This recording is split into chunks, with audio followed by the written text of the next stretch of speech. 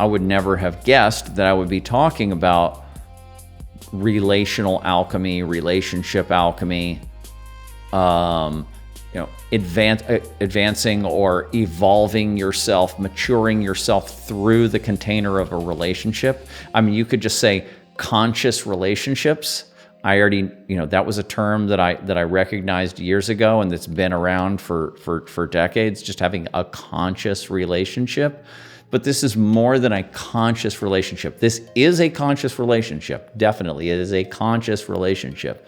But it is a relationship where both individuals are not just interested in being conscious, meaning aware, and having conversations that are deeper, or working through conflict with conversations, or seeing a therapist or whatever it is, or reading self-help books or whatever. This is for people who recognize that if they will do this, then they recognize that this is like the royal road to enlightenment. That this is a very, very high level of inner work and life practice and lifestyle that is can be a little bit, it's very challenging, because when you get into conflicts, you can't blame the other person. And not only do you not just say, okay, I'll own my part of it and all of that, and you just admit that you are part of the conflict, but you use the conflict to inform you about the nature of the conflict, what's behind the conflict, and why does the same conflict keep cycling? What is that down there in both of us? Because we both are contributing to it. So we both have some kind of what you could call pain body profile. And that pain body profile of both of us has merged together, and now we have a single complex within the relationship. And that thing is turning, and that thing has a life cycle, and it's sucking us into it. And we have to actually excavate that thing within ourselves, and then pull that out and understand what is this thing, what is its nature, what are its features, and really dig in there and use the triggers in the relationship as the doorway into the excavation, right? So because there's only so much excavation you can do, or there's only a level of depth that you can get to just on your own triggers that happen in the world. Now, you can get with a therapist, and good luck finding a really good one. But if you can, because there are some, if you can, and you can afford it and all of that, then that's great, because that's another person that can form an alchemical field, right? The transference and counter-transference, they call it. And it's a relational field, and that field does heat up the whole thing and make a lot more possible. You can do a whole lot on your own that you have to do on your own before you can even, go to the next level of relationship. And so you have to be when you're single, when you're alone, you're doing the work, and then when you're in relationship, you're doing it at the next level. And so this is a very challenging thing, where the relationship is like a hot fire, or let's just say it's a vessel. And sometimes things bubble up in there, and you get alchemizing, catalyzing kind of operation going on in there. And then when that happens, you're like, wow, okay, something is being created here. Something is bubbling up. There's some potential gold that's being made here. Let's go into that, and then that becomes a focus for you in your life. And when you're really on your path, those things that come up are, that's the best thing in life. That's better than anything else. You get into a conflict, and that part sucks. But then the conflict starts to fall to the background, but then it's left all of these clues, it's left all of this information, and it's pulled up all these feelings in both people that can now go into those things and trace them down to where you need to go to start getting access to the source of the pain body, the source of the conflict. And then you can start digging it out and bringing that stuff up into consciousness. So, and you live for that. You're like, you don't like conflict. It doesn't feel good, but you recognize that you can tolerate a certain amount of suffering, relational suffering, because you know this is what makes the gold. And when both people are like, yes, we don't like this, but this is where we go, and both people are on that path, you have something incredibly powerful and transformative and evolutionary, and you will mature rapidly with that kind of a relationship. And so that's what we're doing here. Can you speak on what commonly plays out in unconscious triggering in relationship, and what offloading the energy looks like when you aren't doing the work? Right. When you aren't doing the work, you're blaming the other person, or you're blaming someone else in the world. You're projecting and displacing onto some other thing in life or in the world. You're doing it in some workplace relationship, you're doing it online, you're doing it with your political stuff, or whatever you're doing is you're dumping your junk into the world in some way, or you're drinking or drugging or whatever. You're dumping your junk into the world, or you're trying to tame the dragon somehow with some kind of drinking or drug or distraction. And so that's what you're doing when you're not doing the work. And then when you are doing the work, you are, let me go back to your question, commonly plays out in unconscious triggering in relationship. What's commonly happening is that everybody has, I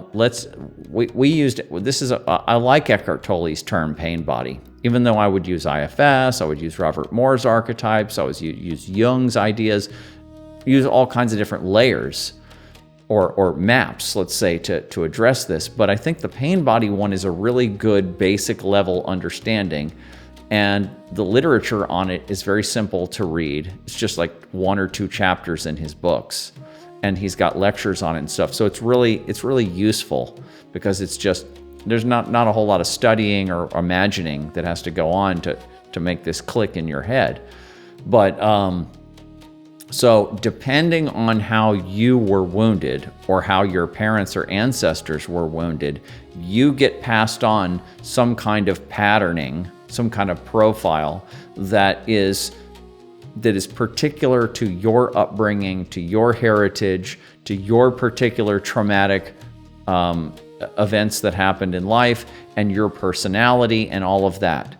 And that patterning fits within, personality types or other archetypal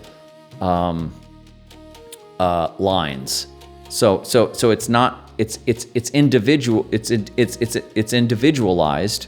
Your particular pain body profile, your trauma profile, we could call it, is particular to you, but it's also similar to a lot of other people, because these things they happen archetypally. And so when you hook up with somebody else, that has a pain body profile, a trauma profile that fits with yours, right? And so then together they form a very energetic circuit. So that thing is there. That thing is down there. And in the same way that when we're alone, we have different cycles of self-abuse or cycles of destruction in life that are turning, and we have unconscious patterning that is steering that. Well, when you get together with somebody, now you have those patterns, and it takes a little while, and then they integrate together. And then you have a single kind of entity that lives in the relationship.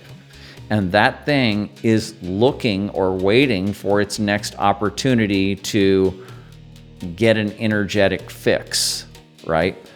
Tolle talks about it as, he calls it a psychic parasite. So it's basically looking for energy food.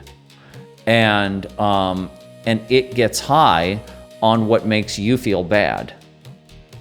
And so it gets high on rage, or it gets high on grief, or on fear, on shame, on despair, on all these kinds of shadow, these kind of shadow states. And then it, is, and so what happens is this thing, when one person's pain body wants to feed, it will wait until the other person's pain body is ready for a cycle, and then it will start triggering the other person. And it could do it very overtly and, sort of in a masculine way. It could attack the other person, or it could do it covertly. There's a million different ways in which someone can covertly trigger the other person's pain body. It's saying, I want to play. I want to play. Are you ready to play? And so it could be anything that triggers it. It could be anything. And then behind that trigger, the way somebody spoke, or something that happens in the world, just somebody's take on something will be skewed, and then that will trigger them. The pain body is down there. It's, influencing your perception until it can catch you and trigger you. And when both people are in the right state, and then boom, then you get a conflagration, then you get a fire, then you get an explosion, you get a conflict, right? And so then the conflict plays out, and then the way people go through the stages of handling the conflict is dependent on their way of coping, their coping style. And so, some people will kind of recede back, some people will attack back, some people will recede and then wait and become abused for a little while, and then they'll flip, and then they'll become the abuser, and then that other person will flip, and then they'll be the victim, and you'll have this whole cycle, and then the whole thing will conclude after a bit. And some people have it so bad, the pain body is so reckless and in need of a fix, that it will end with somebody going to jail, or somebody getting shot, or just some big thing, some big drama in life, right? But most people, it's not that extreme, and it's just a conflict, and it's just like, oh, here we go again, right? And so that's a pain body feeding, and it's in both people. So the aggressor, the person who's seems to be the aggressor, the attacker, is that's their role. So they're on top. But what most people can't quite get here is that, it takes a while to get this, is that the other person, the victim, their ego consciousness doesn't want to be victimized, but their pain body is looking for a fix. So their pain body was poking on the other person's pain body to try to get that thing going. So the shadow or the pain body of the victim is also equally involved. It's a 50-50 thing. And it takes a while for people to take responsibility for that, especially people who have identified, have some kind of victim type of identification, whether they're conscious of it or not. They have some kind of victim identification, and it's very difficult for them to recognize that, I'm part of the problem, or there's a part of me that's part of the problem that's been activating this, in the man or in the other person. So there's also something I should say about that has been pointed out to me, and I think is very true, is that it's when you're in this, when you're looking at things from this perspective, and you're trying and you're getting into conflicts with the other person, and you recognize that we're both involved and we both have to take responsibility for our side of the conflict. That's very hard. It's very hard, especially because one person will be the overt actor. And so it's often, it's just very hard for either side, actually. It's hard for them for each side to say, okay, even though what you were doing seemed like it was trying to hurt me, I recognize that there was a part of me, there would have to be a part of me that was looking for that. And that we're both doing this. It takes two to tango. It's just happening in the unconscious. And now I have to go look for that. I have to go look for that part of me that might want to be abused. Now, at the same time, what I was going to say is that there's a certain level of healthy boundaries that people have to learn to establish in life. And a lot of people have boundary issues, and they either cross other people's boundaries too easily, or they let other people cross their boundaries too easily. And this is a certain stage of work that you have to get through before you can actually get to the level of where you're taking responsibility for your own pain body and in this kind of a relationship. And you might be the two might be merging. You might still have some boundary issues while you're moving into this kind of a relationship. So there is a sort of a objective standard of boundaries that each person does have to kind of get to that level of things. But then once you can get through that level, then you can get to this level of where everybody's taking responsibility for their side of the thing, and they're using the conflict as a way to go and excavate what's down below it. So after the conflict, then you sit down with it, and then you talk about it, and you say, well, what feelings were coming up? And what you'll notice that before the fight, there may have been little attempts for the fight to start before that. Or a person might be getting into interactions at work or somewhere else in life before the conflict with their wife or husband started. And so there was the pain body was already active. And so then they can start to look at that and say, yeah, you know what? I realized that my consciousness was shifted before this happened. Like I came home from work or whatever, and there was something in me, and it was like it wanted this. And then the other person is like, yeah, I know, I felt that, but I also felt something in me yesterday because when I was, out doing my errands, blah, blah, blah, blah, blah. And they'll talk about how that they noticed that even before the fight, the day before or hours before, there was something in the field, there was something in consciousness that was showing them, if they just had eyes to see, that something was afoot, that something was going to happen. And then after you study this long enough, then you get to the point to where you can actually say, hey, I feel something. And Melissa and I got to this level to where we're like, okay, something wants to hook. Something's trying to hook right now. And I'll be like, yeah, you're right. Something is. I feel it in me too. And so then we have to be on the lookout for it. And then what you do, if you can get to it before the conflict starts, then you can do the John Ruskin emotional clearing, emotional processing that I always talk about, which I'll talk about again. But or if the conflict does happen, then you can go sit on the couch and you can go do the emotional processing after the fact. And so that's very important that you move those emotions and that you not just push it back down again.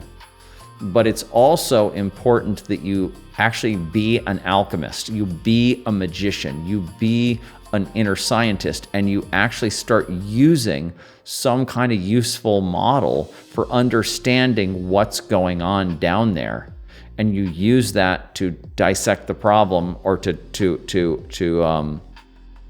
problem solve the situation. And so Melissa and I, we used all kinds of different models, and the pain body one is very useful and easy. You can use the internal family systems understanding. That's relatively easy too. And you got an exile, and then you got protectors that are either managers or firefighters, and then you start to get in touch with those parts of yourself, and you name them, and you find out what their personality styles are and what their needs are. And then you have some kind of understanding of the nature of the parts in you that are involved in this. Or if you're using Robert Moore's system, you can talk about it in terms of archetypes and bipolar shadow archetypes. You can use it, the Jungian understanding, you could just call them autonomous complexes. And in Jung's understanding, there's an archetypal core behind every autonomous complex. So then you can go look for the archetype that's feeding it. And I'm sure there's many other ways to model all of this. And you just got to go on your own journey and do that. And you have to be willing to, hey, let's figure this out. What part of me is doing that? And then where was it formed? Where was that formed in childhood? How long have I been doing this kind of conflict? How long have I been turning this kind of cycle? Did my parents do this? Which parent did it? And you go back down and you start tracing it down and bringing that stuff up and talking about it and journaling about it and looking at mythology and aligning it with different characters, whether in myth or in culture, and just the whole Jungian thing. You just do all that stuff. And so there has to be a part of this to really get to a level of, we're moving towards mastery. There's different people will be at different levels of this, and some people will be content to just be at a certain level with this. But I think the real alchemist is someone who's just continuing to go deeper and deeper. And so I don't think I'm going to go into every single one of those ways in which we can map the psyche and then talk about it and problem solve with each of those right now. I mean, that's just all I talk about all the time. But I will just remind everybody, it's in the emotional clearing process, which we called emotional processing, is in Transforming Darkness. It's in both books. Transforming Darkness is on the website, shadowtechalchemy.com. You can get it for free. Just sign up for the mailing list, and there you go. There's the PDF, or you can get it on Amazon. And the process is described there. So you just go sit down with the emotions, and you allow them to come up, and you purge them. And so very simple, but that is something that you do either before a conflict or right after a conflict, and then you just you map it and you try to understand it. Now, when you find one of these parts that is responsible for some of this stuff, or a part that feels needy, or a part that feels ashamed, or a part that feels victimized, you can name that part. It'll a lot of times tell you what its name is. It'll just come to you. And then when you talk to each other, when you talk to your wife or husband, boyfriend, girlfriend, and something is sticking out, something is coming up, something kind of triggery is coming up, you can say, oh, there's mad girl. Mad girl's up. Mad girl's up. Oh yeah, mad girl, there you go. And so then when you talk to her, you can talk to mad girl. And you can say, well, when this conflict happened, when this fight happened, blah, blah, blah, mad girl was doing this and mad girl was doing that. And that lets you take the pressure off the other person's ego. It's not, Mary or Cindy or whoever that's the bad girl that's started the conflict. It's a part of her that we call mad girl that is addicted to this whole cycle. And so that's a very important thing to do, is to name these parts. And so you can talk to each other, and you can name the part instead of naming the other person's name. And that brings a little bit of pressure off of it, and it puts the attention down into the psyche, not on the ego.